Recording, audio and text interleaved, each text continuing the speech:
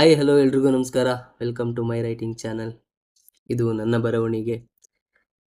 ನನ್ನ ಕವಿತೆಯ ಶೀರ್ಷಿಕೆ ಸಾವಿನ ದಾರಿಯ ದಿಕ್ಸೂಚಿ.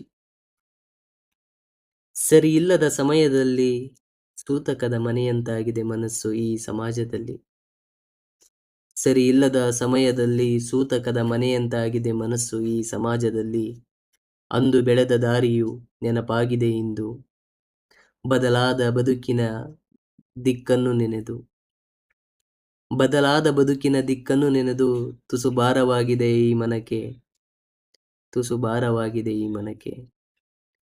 ಭಾರವಾದ ಮನದೊಳಗೆ ನಿಮ್ಮಗಳ ಆಲೋಚನೆಯೇ ತುಂಬಿದೆ.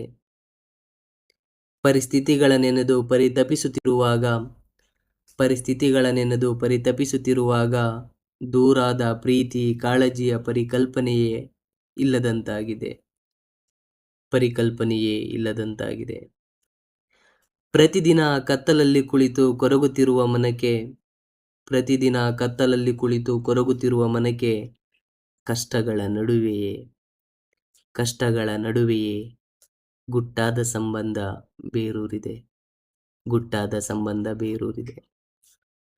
ಅಂಜಬೇಕೋ ಅಂಜಿ ಎದೆ ಒಡ್ಡಿ ನಿಲ್ಲಬೇಕೋ, ಅಂಜಬೇಕೋ ಅಂಜಿ ಎದೆ ಒಡ್ಡಿ ನಿಲ್ಲಬೇಕೋ ನಿಮ್ಮಗಳ ನಡುವೆ ನಿಮ್ಮೆಲ್ಲ ನಿಂದನೆಗಳ ಮಾತುಗಳನ್ನು ಕೇಳಿ. ಸಾವಿನ ದಾರಿಯ ದಿಕ್ಸೂಚಿ ತನ್ನತ್ತ ಸುಳಿಯುವವರೆಗೂ, ನಾ ಸಾಯುವವರೆಗೂ, ನಾ ಸಾಯುವವರೆಗೂ. ಧನ್ಯವಾದಗಳು.